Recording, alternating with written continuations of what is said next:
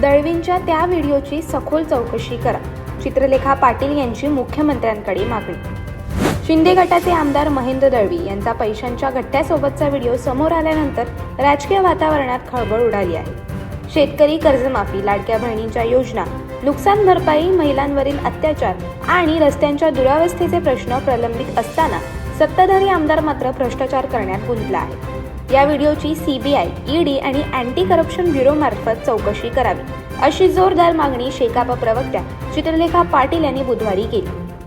दरम्यान दिवाळी अधिवेशनाच्या पार्श्वभूमीवर आता शिंदे गटातील मंत्री भरत गोगावले यांचाही नोटांसोबतचा व्हिडिओ व्हायरल झाला असून राजकीय वातावरण अधिक तापले आहे. त्यामध्ये एकनाथ शिंदे शिवसेनेचे मंत्री भरत गोगावले मोठ्या रकमेसह व्हिडिओमध्ये दिसत आहेत. महेंद्र दळवी यांच्या व्हिडिओचा गाजावाजा सुरू असतानाच गोगावलेंचा व्हिडिओही समोर आल्याने शिंदे गटाच्या अडचणीत वाढ होणार आहे.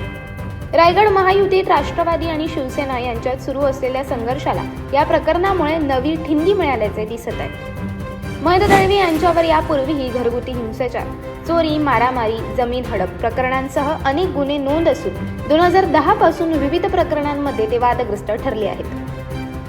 रायगड जिल्ह्यातील आमदारांमध्ये सर्वाधिक गंभीर गुन्ह्यांची नोंद असलेले ते एकमेव आमदार असल्याचे चित्रलेखा पाटील यांनी नमूद केले.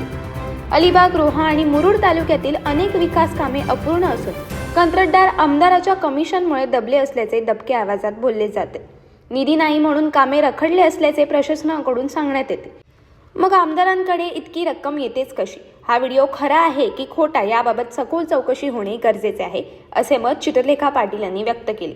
त्याचबरोबर दळवींच्या संपत्तीची चौकशी व्हायला हवी अशी मागणी करत हे कधी थांबणार असा सवाल त्यांनी माध्यमांच्या माध्यमातून मुख्यमंत्र्यांना विचारला आहे.